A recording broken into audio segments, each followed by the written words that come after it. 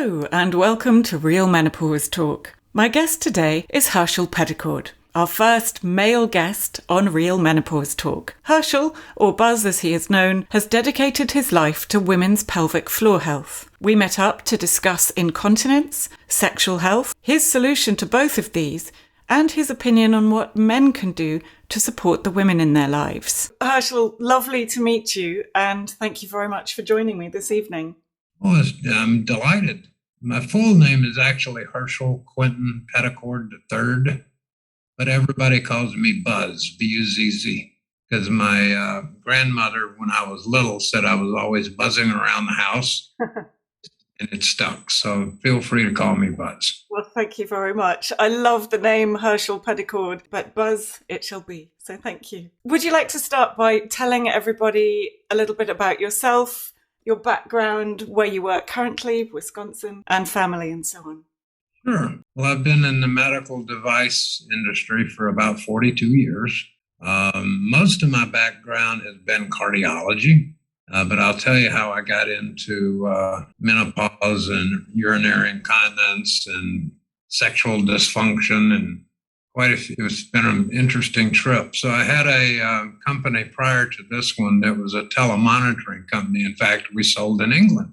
I had a distributor in England that did quite well. And we actually put a device in people's homes, and it would take their blood pressure, their oxygen saturation, temperature, weight, and glucose if they were diabetic, and then transmit that information to a home healthcare nursing company that would be monitoring them.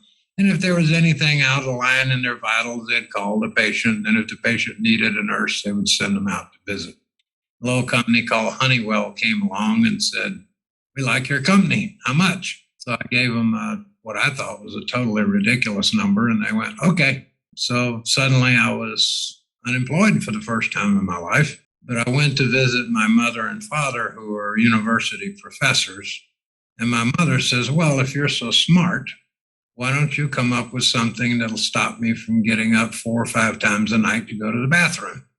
Okay, so I got on Google and looked at female urinary incontinence and was absolutely shocked at the size of the market. I had no idea, like most men. There's about, in the US, about 60 million women that have to deal with bladder leakage. And so I started doing research, talking to physicians and physical therapists, scientists, engineers. And when it boils down to it, urinary incontinence, and there are 2 primary types. There's stress urinary incontinence, which is caused by you have pelvic floor muscles that hold everything in place. Mm-hmm.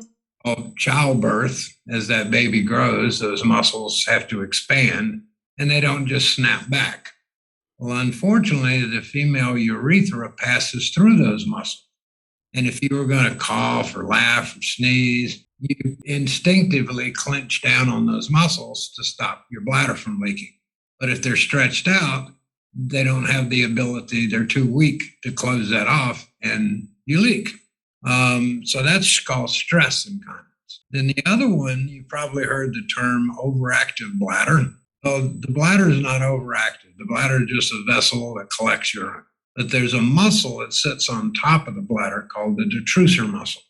And somewhere around age 45, say premenopausal, that muscle loses its connection with the brain. Normally, the bladder would fill up, send a signal to your brain. Brain would say, "Hattie, go find your nice, comfortable place because you got to go." And then it would send the signal to that detrusor muscle. It then squeezes the bladder and pushes the urine out. But if it loses that connection, then it doesn't know when to squeeze. So it squeezes whenever the hell it wants to. You could be driving down the interstate or in a boardroom giving a presentation or a teacher in a classroom, and it suddenly says, "Hey, Hattie, we're going to go to the bathroom now." And you have to run to the bathroom. That's called urge incontinence because you get the sudden urge to go to the bathroom. That's also what wakes women up in the middle of the night to go to the bathroom because that detrusor muscle decides on its own, "I'm going to squeeze now." So when it boils down to it, the 2 primary causes of incontinence are muscle issues. Mm-hmm. We'll solve the muscle issues, solve the problem. So we developed a device that uses neuromuscular stimulation. And we have two different mathematical algorithms for the electric waveform. One is to strengthen those muscles. It makes them contract and relax, and builds up muscle strength, which then solves stress incontinence. Well, we have a different algorithm that goes to that detrusor muscle to make it calm down, relax, chill out. You don't need to squeeze. And over time, usually 60 to 90 days, we reestablish a connection with the mind, and it works the way it's supposed to.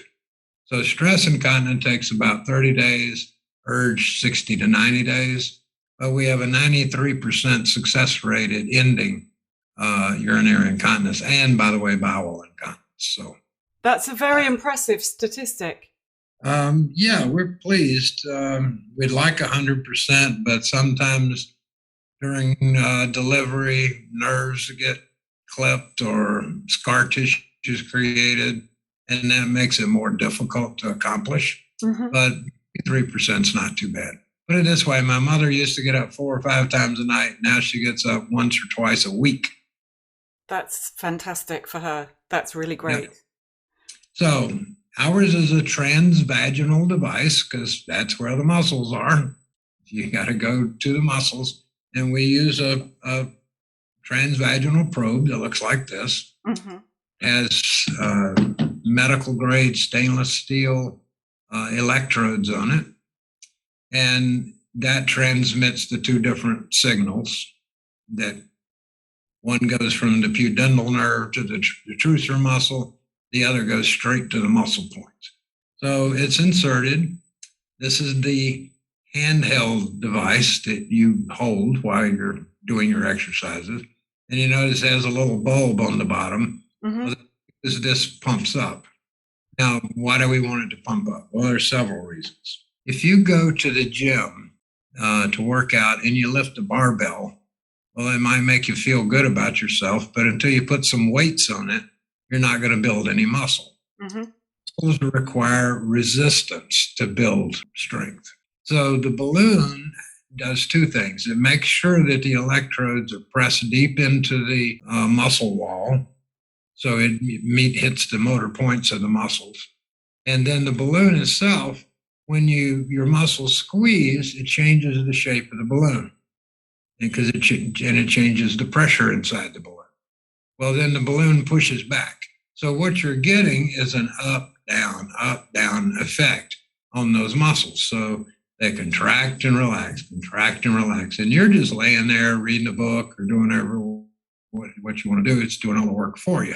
Well, we also, as I mentioned, we measure the pressure inside this balloon in pounds down to 1/100th of a pound per square inch.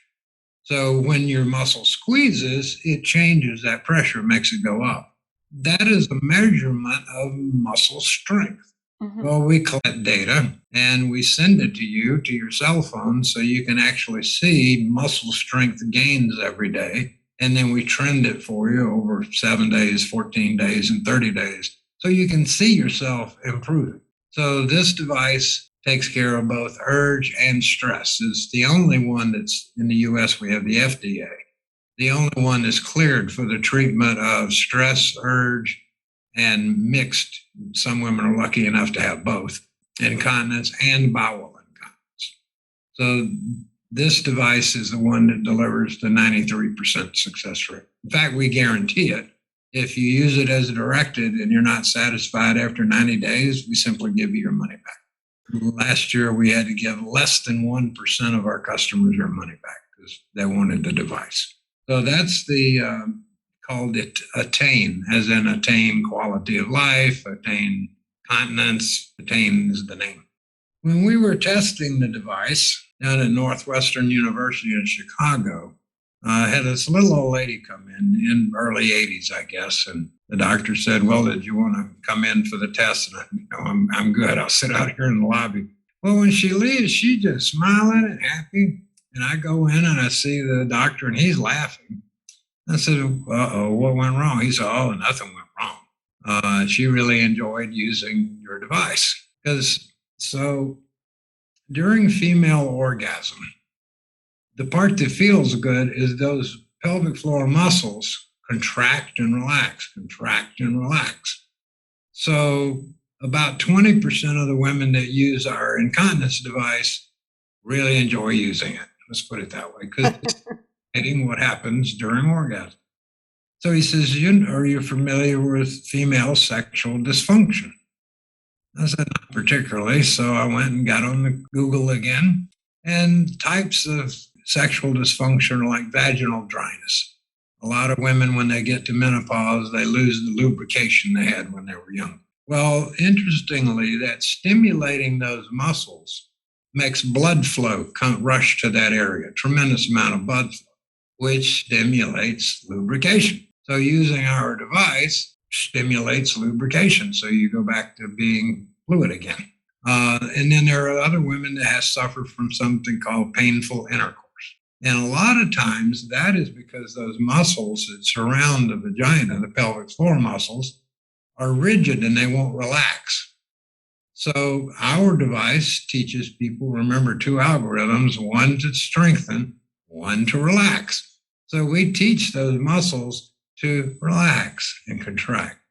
So we did a study at Cleveland Clinic with our device, and 80% of the women said that it eliminated their painful intercourse. I don't know what happened with the other 20. And then there's something called anorgasmia. Anorgasmia is the inability or difficulty to have an orgasm. So doing a little more research into the way the female body works. Now, you're going to look at this and say, oh my God, they're selling sex toys. It's not a sex toy. This is a medical device. It's made on the same assembly lines as our incontinence device. So this is called intensity. And from what I understand, it was aptly named. So like the other product, it has a bulb, but it's in the base and it's inserted.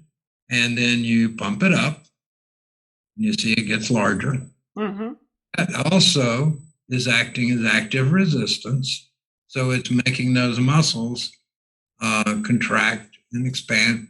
Well, like I just said, an orgasm is doing this. So we're actually simulating what happens during female orgasm.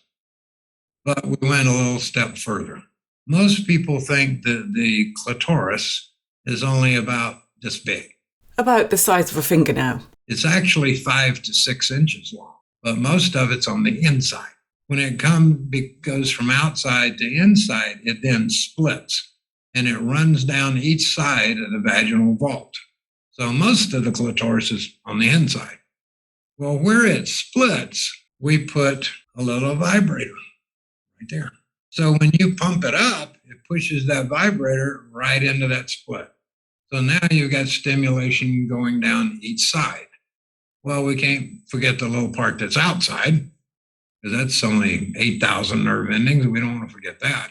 So then we put, we call it the thumb, and it vibrates the external one. So you've got, what's happening is you've got the external vibration, the internal vibration, and the contractions this way. Well, you're going to have an orgasm. I don't care whether you want to or not.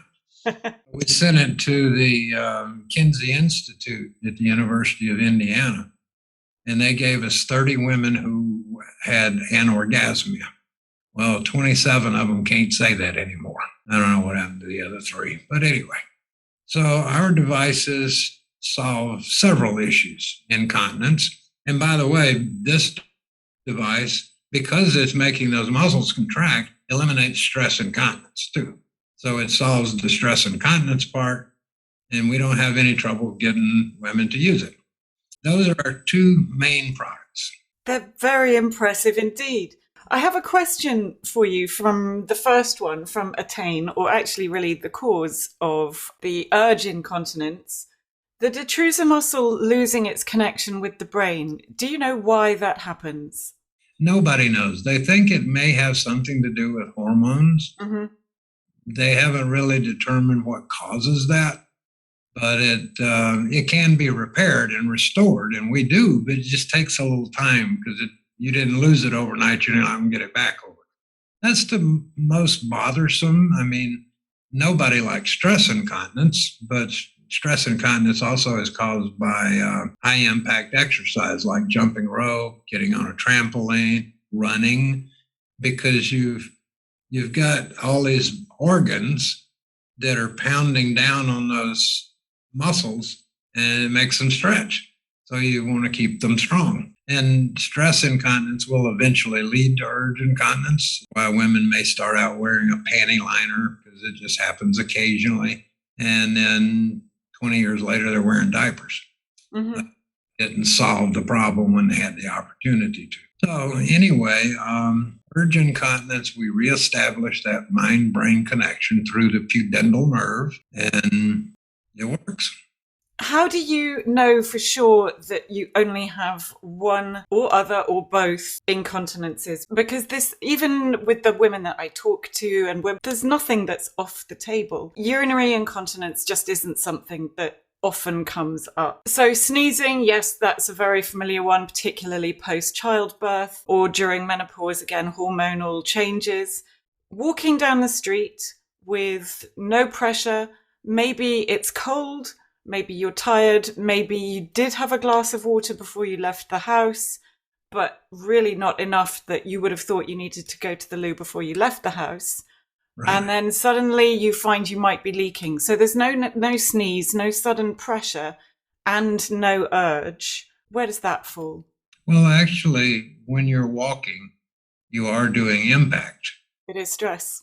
You're not running, but you're each time you take a step, think about it, the uterus, the ovaries, the fallopian tubes, everything that's held in place bounces. Every step impacts those muscles.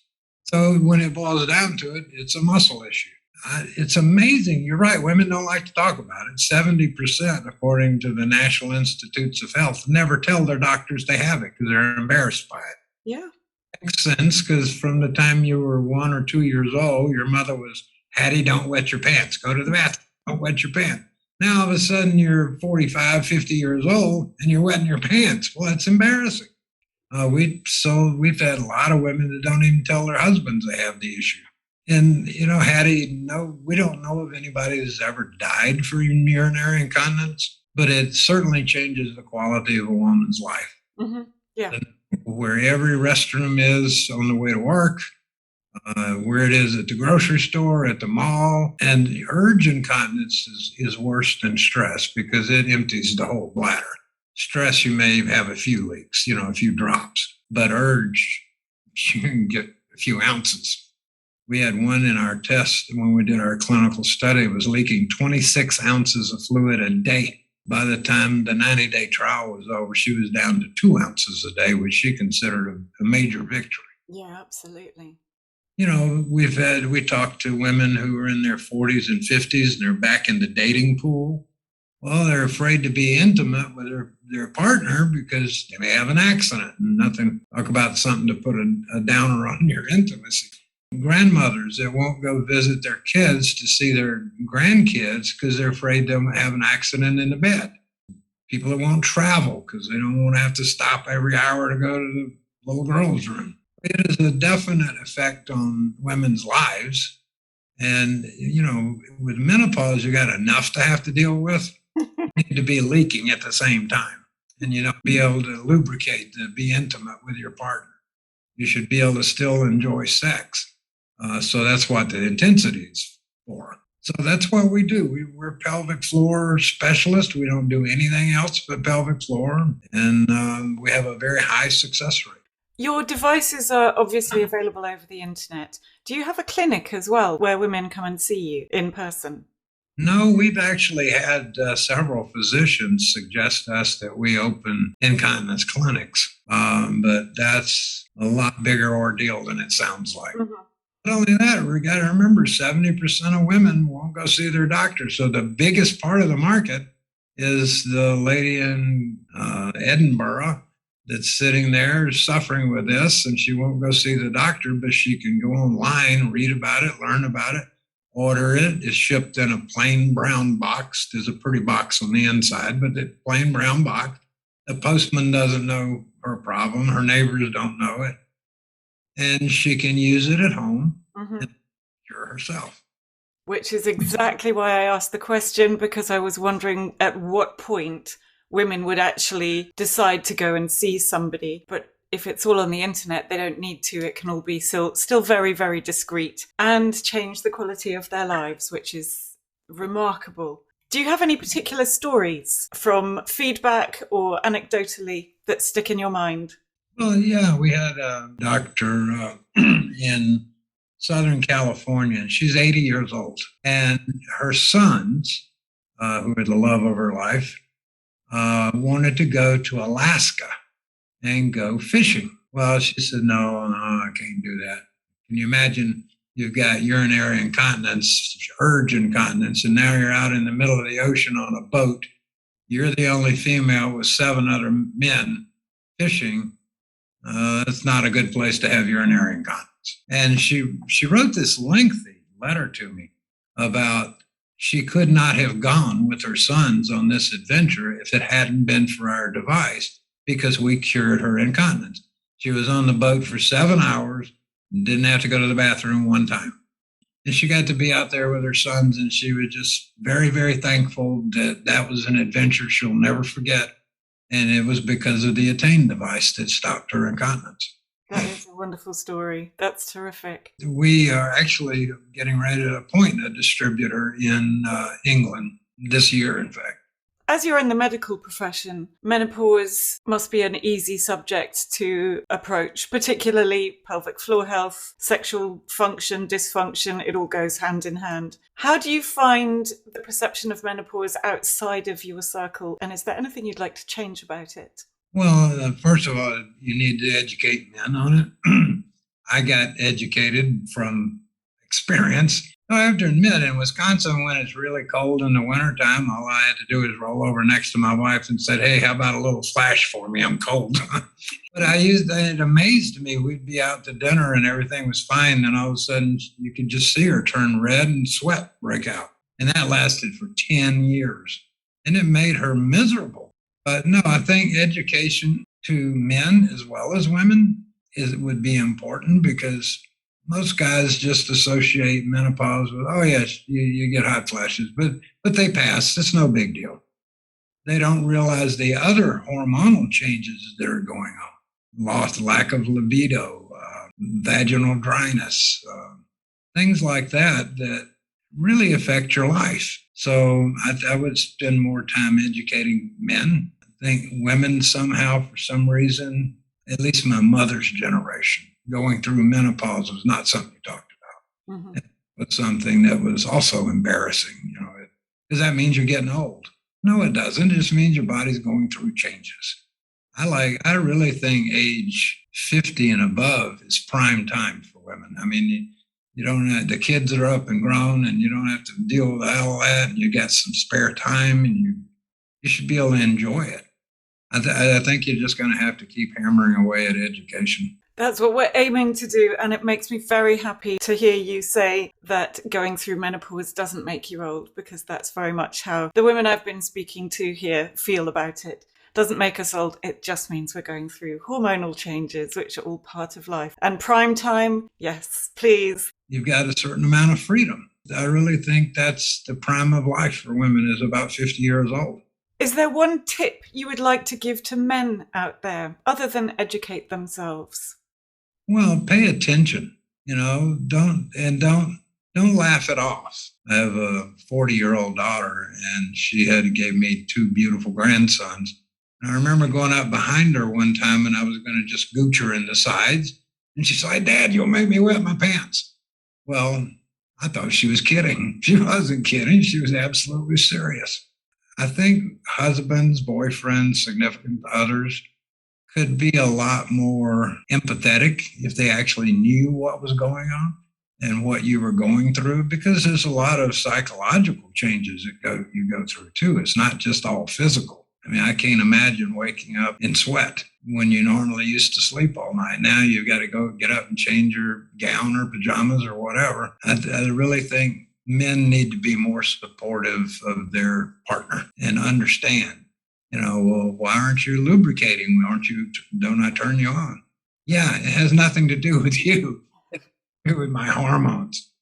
So, but men are stupid. You know that. Where can people find you and these devices to solve? InControlMedical.com. Fantastic. I will put that in the show notes. Buzz, it has been such a pleasure to talk to you. Thank you so much. Thank you. I thoroughly enjoyed it. Hattie, you stay away from the COVID and stay safe, okay? Thank you. You too. You can find Buzz at incontrolmedical.com. I will leave the details in the show notes, especially as we are investigating shipping to Europe and to the UK. Thank you for listening. Please follow us on the podcast apps and subscribe to our newsletter so that you never miss a guest. I look forward to seeing you in the next episode.